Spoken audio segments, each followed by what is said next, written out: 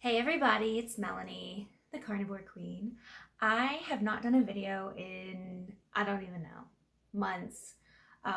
It's just been really hard for me to just get back on that routine of, um, filming and doing all those things. And it's summer, and so of course I want to spend as much time with my kids as I can. And so, yeah, I've just kind of let it fall by the wayside. But I still want to continue, um, you know, talking about my experience with the carnivore diet, how much it's helped me. I still want to have this channel as a place for people to come together and hopefully find inspiration and hope. People that are suffering, people that are having really bad health issues, and maybe they don't know where else to look. And yeah, hopefully I can lead them to a path of healing, based on my story. So, yeah, let me just jump right back into it. Am I still eating carnivore? Yes. Have I messed up? Yes. Have I fallen off the wagon? Of course. I am not going to sit here and tell you that, I haven't cheated, because I have, and I've gained weight. It doesn't take much for me to trip that trigger and crave those sweets again. As soon as I get something sweet in my mouth, that's it. It's like one taste, and it could be something healthy, like watermelon, and it just sets forth this thing in motion. And it's like, okay, I get a bite of watermelon. Well, then I'm gonna have a bowl of it. Okay, well, then I'm gonna have some, grapes, and then I'm gonna have some bananas, and then I'm gonna have, I don't know, just candy, peppermints, anything. It is so hard to taste something sweet and not just get kicked right into that world of like, I gotta have it again. And it's so damn addictive. Like, I hate that. I hate it. Why? Why does it have to be that way?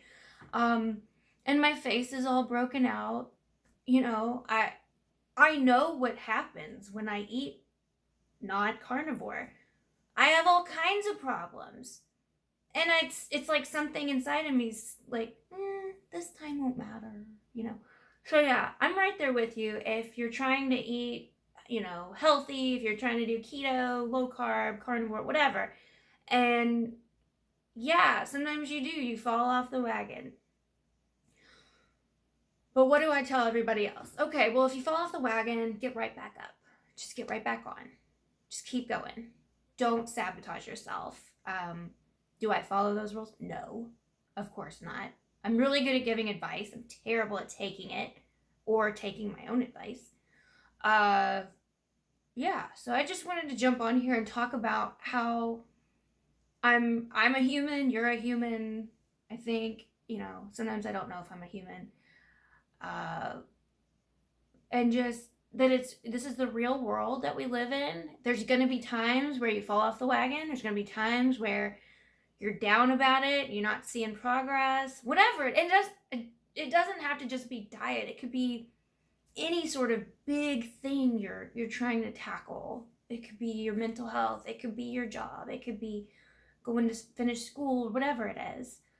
And we have these setbacks in life, and it's like you get to that point where you can either keep being set back or you can stop it and be like, no more. I'm going to keep pushing forward, even though it's hard as hell. And I used to talk about this all the time on the channel. This diet is not easy. This is probably the hardest thing I've ever done in my life, to go against everything people have told you is okay to eat. To look like a total freak when you go out to eat with someone and you only order meat or whatever it is. And you get all the stares, all the looks, all the comments. She has an eating disorder. She has this, she has that. Despite the fact that I, was healthier than everyone there. Nobody cares about that.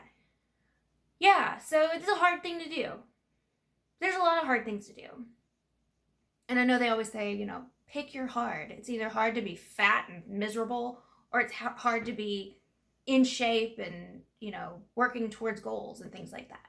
They're both hard. So, you know, pick your hard, you know. Yeah, I know. I recycled that from many, many other people that write this stuff and talk about things like that. But it really is true. Pick your hard. I have to get my head back in the game and get out of that, you know, that I'm the victim mentality. Because I do that sometimes. I'm like, well, you know, poor me. I deserve a treat. Well, yeah, you deserve a treat, but it doesn't have to be a freaking, you know, boatload of ice cream. Like, do something different that's not food. Because you know what happens after you start eating your ice cream. You know what happens. It's it. It's like, good luck. Okay, so yeah, for Mother's Day, I had one of my favorite things, and I don't think this will ever go away. I am obsessed with frozen custard. So of course I got that for Mother's Day. I got a, you know, little cup of it or whatever. And cookie dough flavored, by the way. I was so sick. Like, I was literally like in bed for 3 days. And I'm not exaggerating. Like, it was that bad. And I remember telling my husband, I said, don't ever let me do this again. I can't handle missing 3 full days of life as a mom and working to, you know, I don't have 3 days to just lay on the couch and be miserable. I mean, I felt like I was gonna die. Like, I had serious, like, keto flu, whatever it was. I don't know. But I got out of it. I got back into ketosis.